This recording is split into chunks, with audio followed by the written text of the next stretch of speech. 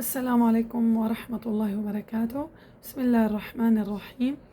نويت التعلم والتعليم والتذكر والتذكير والنفع والانتفاع والحث على التمسك بكتاب الله وسنة رسول الله وعلى كل نية خير، وعلى ما نوى عليه النبي صلى الله عليه وسلم، وعلى ما نوى عليه الصحابة، وعلى ما نوى عليه التابعين، وعلى ما نوى عليه عباد الله الصالحين ومن تبعهم بإحسان إلى يوم الدين، وعلى كل نية خير. أخواتي العزيزات، أخواتي الكريمات، دائما مثل ما حكيت لكم أنا حأشرح لكم كل مخرج بفيديو. تمام أخواتي العزيزات، بداية بشرح لكم على الخطوات اللي لازم امشي عليها للتعلم على آلية هذا المخرج.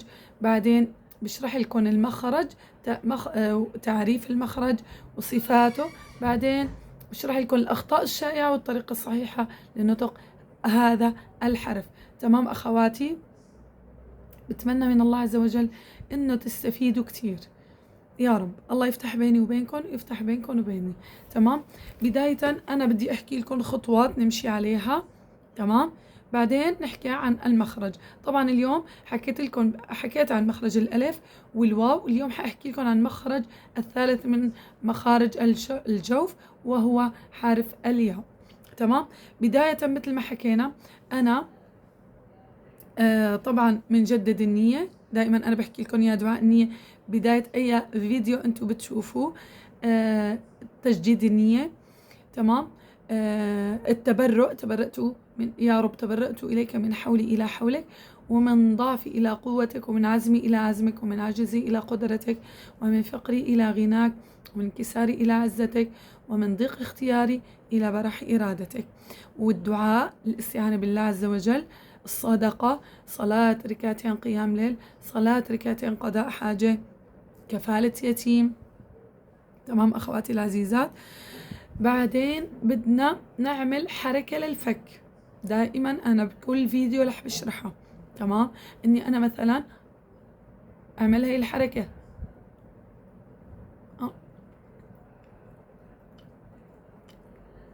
هي حرك لساني.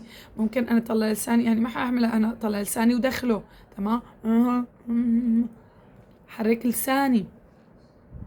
ممكن أعملها هي لحتى يفتح الحلق من الداخل.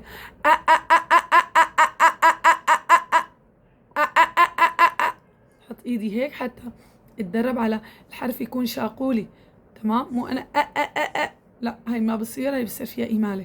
تمام، هاي الحركات اتدرب فيها حتى أدرب فكي، حتى لين فكي، حتى ليس بينه وبين تركي إلا رياضة امرئ بفكه. هي المخارج هي رياضة للفك، رياضة للفك. تمام أخواتي العزيزات، ثالث خطوة إني أنا أتدرب على المراية، على المراية وغرفتي، اتدرب على المراية. ومثل ما حكينا وبرجع بعيد، إني أنا نظم وقتي، أكتب برنامج، ممكن يومي ممكن أسبوعي، وكل أسبوع يعني زيد، ممكن زيد أو غير خطوات مثلا أو مراحل هذا البرنامج. تمام، اكتب خطة يومية، أو مثل ما قلت لكم الأفضل أسبوعية اكتبها يدوي يعني بقلم ورقة. تمام، أنا أعرف إمتى الوقت المخصص إلي اللي أنا أتدرب فيه. تمام، مثل ما حكينا من 3 إلى 5 ساعات والتدريب متواصل. تمام، هي 3 إلى 5 ساعات أنا ممكن أعطي فيها مثلا فيها خطوات، من 3 إلى 5 ساعات فيها خطوات امشي عليها. بداية احضر فيديو بخص هذا المخرج اللي أنا بدي أتدرب عليه. مثلا افتحوا إلي، ممكن تفتحوا علي تشوفوا تدريب كيفية أو آلية تدريب على هذا المخرج.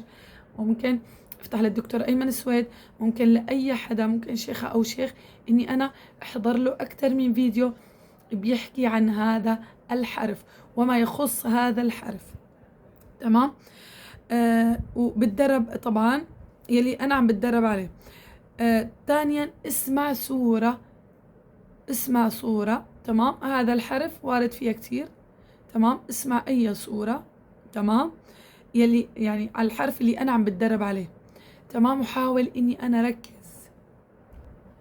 حاول أنا أركز كتير على القراءة، السماع. تمام. طبعا أنا عم أقسم هذا الوقت تمام لحضور فيديو، لسماع صورة عيدة أكثر من مرة. طبعا مو فيديو واحد، ما بكتفي بفيديو واحد، يعني أكثر من فيديو، أكثر من فيديو بسمع.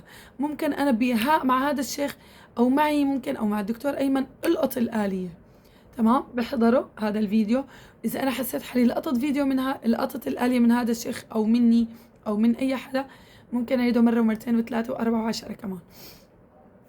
ثالث خطوة، اتدرب على الحرف بالمد الطويل بالمد القصير، وبالذات إذا كان الحرف ساكن بجيب قبله همزة مفتوحة أو مكسورة أو مضمومة. تمام. الساكن ليش؟ لأنه هو أطول الأزمنة، ما بيكتفي بالمتحرك مفتوح مضموم مكسور، لا، الساكن بجيب قبله همزة مفتوحة أو مكسورة أو مضمومة. تمام. بعدين بجيب كلمات على هذا الحرف. تمام. بجيب كلمات مثل اليوم عنا حرف الياء، بجيب كلمات خاصة بالياء المادية وبتدرب عليها، بتدرب عليها. تمام. بتدرب عليها كتير. مثلا الياء ممكن تكون قبل الأخيرة، ممكن تكون موجودة بنص الكلمة، مثلا الياء المادية. تمام. تمام أخواتي العزيزات، بمشي على هي الخطوات، وإن شاء الله تعالى ربنا بيكرمكم وبيفتح عليكم فتوح العارفين. مثل ما حكيت لكم ودائما برجع بحكي لكم، والله أنا عم بتدرب، والله أنا بعرف مخرج هذا الحرف، بعرف صفاته. ويا هل ترى هل أنت عم تتدربي بالشكل الصحيح أما بالشكل الخاطئ؟ كتير كنا نواجه يحكوا لنا مثلا، يعني أنا أحكي له إنه والله كتير عم بتدرب على هذا الحرف، والله إني عم بتدرب عليه. يحكوا لي هناء، يا ترى انت بتعرفي حالك عم تتدربي صح ولا خطأ؟ ممكن انت عم تتدربي خطأ. من هيك يعني نحن ما بدنا نتدرب خطأ، لأنه إذا تدربنا خطأ وهذا المكان هذا الحرف أخذ المكان الخطأ، رح نواجه صعوبة نرجع إني أنا نتدرب على هذا الحرف بالطريقة الصحيحة. تمام. من هيك نحن ما نتدرب من عقلنا خلاص، إيه لا أنا على كيفي بدي، لا. تمام أخواتي العزيزات، يعني حتى أنت ما تتدربي بطريقة خاطئة، ومثل ما عم نحكي إنه هذا الحرف هو مو مكانه، يروح ياخذ مكان غير مكانه، فأنا بالتالي بدي أرجع عيد من الأول وأتدرب على الحرف بالطريقة الصحيحة. حواجه صعوبة. تمام. حواجه صعوبة. ممكن أقول خلاص أنا ما عاد بدي أتدرب، خلاص أنا ما عاد بدي هاي الشغلة، ما بدي أتعلمها، لا لا لا أخواتي، عرفتوا بقى أخواتي ليش نمشي على خطوات؟ تمام. هلا حرف الياء أيضا من مخرجه من الجوف. وين هو الجوف؟ برجع بعيد، أنا بدي أطبق نظري وعملي. أنا وين هو الجوف؟ بكمش هي الحنجرة. الحنجرة هي عبارة عن صندوق غضروفي. شو في هاي الحنجرة؟ فيها الأوتار الصوتية. إذا حطيتي إيدك أنت وعم تتكلمي بتحسي باهتزاز، هون في أوتار الصوتية. فوق الحنجرة موجود مخرج الجوف، وهو الممتد من فوق الحنجرة إلى الشفتين المسامت للحلق واللسان. تمام. وهو خلاء الحلق والفم. هون الحلق فوق الحنجرة بالضبط، حط إيدي على الحنجرة فوقها بالضبط. تمام. خلاء الحلق والفم، هذا مخرج الجوف. تمام أخواتي العزيزات. طبعا نحن وقت بنحكي حرف الياء طبعا ما بده يعترضوا أي شيء، لا أقصى اللسان لا الحلق، يعني لا الحلق ولا أقصى اللسان ولا اللسان ولا الشفتين ولا الأسنان، ما بده يعترضوا أي شيء. مخرجه مقدر، مخرجه مقدر، لا واسع، لا يمكن تحديده بدقة. تمام. وليس له نقطة محددة، بل مخرجه مقدر واسع. أي مثلا إي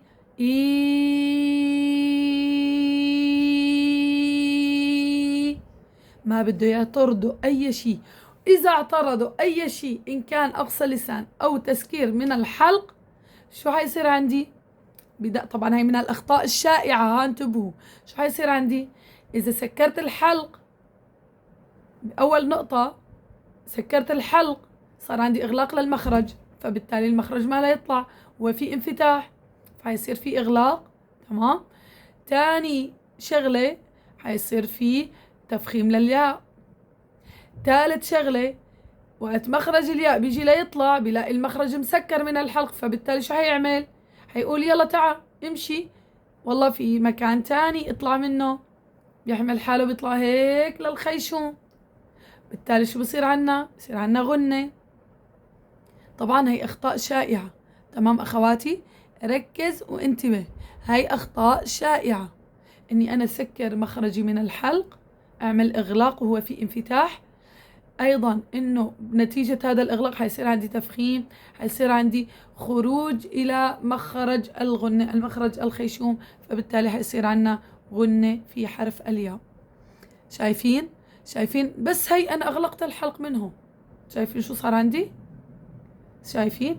بقى هيك أنا بقولكم تدربوا على المراية حتى تنتبهي. هل أنت عم تقولي إيه إيه إيه إيه؟ شايفة غنة، صار عندي إغلاق للمخرج، صار عندي تفخيم الياء. مشان هيك أنت يعني بالمراية رح تلاحظي. تمام؟ أنا أقول إيه، ما بقول إيه إيه. هي أخطاء شائعة كمان، إني أنا أسكر الأسنان، لا، بده يطلع النفس، بده يطلع الهواء، الصوت، في جريان للصوت. تمام؟ بدي يصير عندي دفع للنفس نتيجة إغلاق الوترين الصوتيين، بده يصير في دفع للنفس مع جريان للصوت. إيه، شايفين شلون أنا تاركة فراغ بين الحنك الأعلى والأسفل للأسنان؟ إيه إيه، مو إيه. وفي خطأ شائع إني أنا ما أقول إيه، أفرد لساني كله، خطأ. إيه، هيصير عندي شوائب، يطلع الصوت من هون ومن هون. هأرجيكم مخرج الياء، هأرجيكم مخرج الياء. اوكي، خليني واضحة اكثر. هاد مخرج الياء، شايفين؟ في شي اعترضه؟ هاي لسان المزمار اعترضه، اقصى الحلق، اقصى اللسان، المخرج. شايفين شلون شلون بده يرتفع الوسط، بس الوسط، وطبعا ما بده يدق بالحنك الاعلى. اذا انا دقيته الوسط بالحنك الاعلى وفردت لساني، فبصير عندي اغلاق لمخرج الياء، اغلاق، وحيصير في شوائب كتير. شايفين؟ ما في شي يعترضه ابدا، واسع لا يمكن تحديده بدقة. اخواتي العزيزات، ما في شي يعترضه. ايه ايه، شايفين؟ مو ايه. هي خطأ من الأخطاء الشائعة. تمام أخواتي العزيزات، شفنا كيف مخرج الياء. طبعا عنا صفات مخرج الياء، صفات مخرج الياء. طبعا ما ننسى انه عنا ياء مادية، عنا ياء لينة، كل واحدة إلى مخرج. تمام أخواتي؟ هلا عنا الياء المادية بداية فيها الجهر، يعني فيها انحباس كثير لهواء النفس. تمام؟ نتيجة هذا الانحباس صار عندنا تضامن للوترين الصوتيين واهتزازهما. تمام؟ مخرج الياء، أو نتيجة تضامن للوترين الصوتيين واهتزازهما شو صار عندنا؟ انحباس كثير لهواء النفس. وقت أنا أحاول يعني بدي طلع حرف الياء، صار عندنا انحباس بالوترين واهتزاز، فتلقائيا صار عندنا انحباس كثير لهواء النفس. طيب أنا بما أنه صار عندي انحباس، كيف بده يخرج هذا الحرف؟ نتيجة جريان الصوت بالرخاوة والدفع بالنفس من الداخل، دفع النفس من الرئتين. أنا بدي أدفع بالحرف، برجع بعيد، لازم أدفع بالحروف وبالحركات. المخارج هي دفع الحروف ودفع الحركات. ادفع منين؟ بدي ادفع بدي ادفع النفس من وين؟ من الرئتين، والنفس بيخرج من الرئتين، فأنا بدي ادفع الصوت من الرئتين، النفس من الرئتين. فأنا بدفع النفس من الرئتين مع جريان الصوت بالرخاوة، فبيطلع عندي الحرف. تمام؟ تمام أخواتي؟ حكينا وقت أنا بدي ضلع حرف الياء، صار عندي تضامن للوترين الصوتيين واهتزازهما، فصار عندي انحباس كثير لهواء النفس. فأنا كيف بدي لك عم بده يطلع الصوت؟ كيف بده يطلع؟ بالدفع بالنفس مع جريان الصوت بيخرج حرف الياء. وما ننسى وننتبه إنه الياء فيها خفاء، في صفة الخفاء، فأنا كيف بدي قوية للياء؟ بالدفع النفس وجريان الصوت بتقوى عندي الياء. شايفين شلون منحلل أخواتي؟ شايفين شلون منحلل؟ شايفين التحليل؟ الصفات ما في صفة بتنفك عن الثانية، كل الصفات متعلقة ببعضها. شايفين أنا شلون عم بدمجهم مع بعضهم؟ شايفين الاندماج الموجود بالصفات شلون؟ شايفين؟ طبعا في الياء استفال، ننتبه ما في ارتفاع لأقصى اللسان، ما في ارتفاع لأقصى اللسان، في انخفاض أقصى لسان الحنك الأعلى.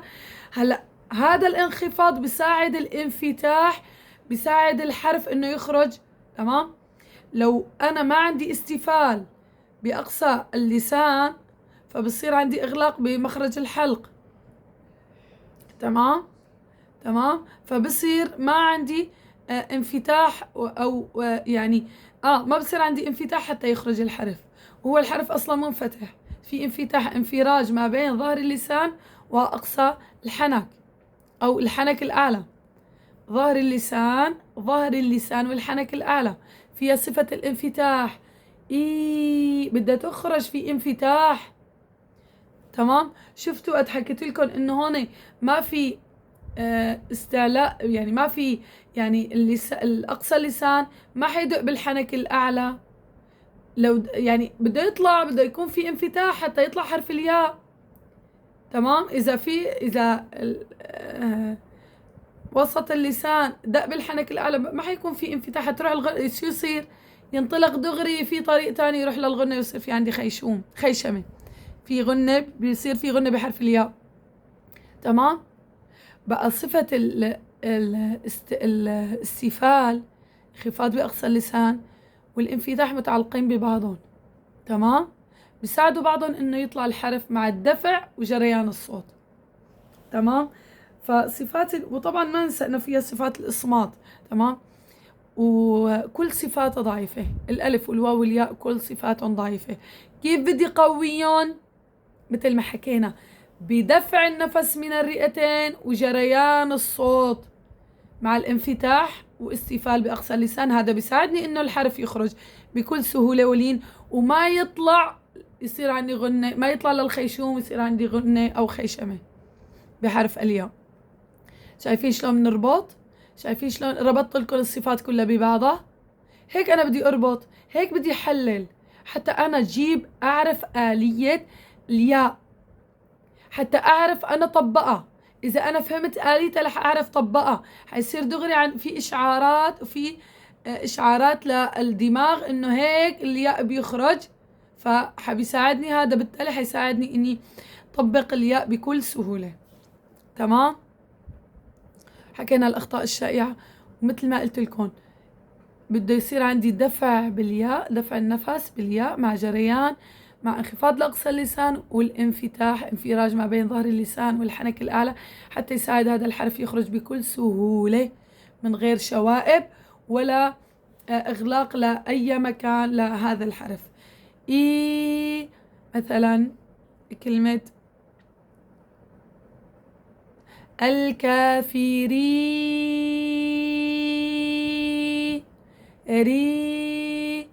أخواتي ما نضغط عليه، ما نتكلف فيه.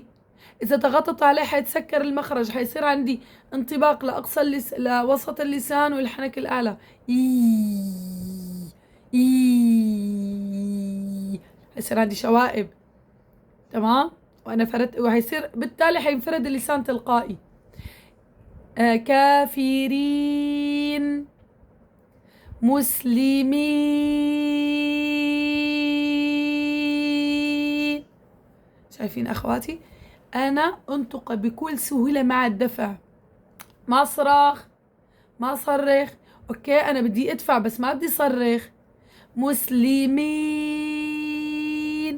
كل ما أنا بالذات حرف المد، كل ما أنا نزلت نبرة الصوت رح يساعدني انه يخرج الحرف بكل سهولة، وما تكلفت فيه. تمام. تمام يا حبيباتي. تمام. مثلا هلا انا حجيب لكم الحرف في غنة بعدين حصفي.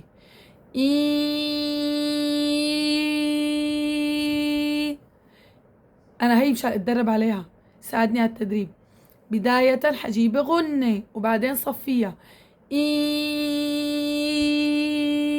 شايفين شلون يعني بين هاي وهي شلون في دفع. إي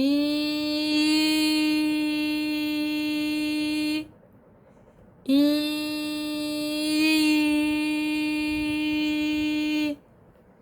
تمام أخواتي العزيزات، إن شاء الله يكون واضح، إن شاء الله توصل المعلومة بكل سهولة وبطريقة سهلة وميسرة ومبسطة، يعني تستوعبوها وتكون يعني توعوها حتى تعرفوا تطبقوها بإذن الله تعالى. أخواتي ما ننسى نعمل اشتراك للقناة، نضغط على زر الجرس، ونعمل مشاركة لكل الأصدقاء والأحباب عسى والعال يستفيدوا من هذه المعلومات ويكون لكم الأجر والثواب.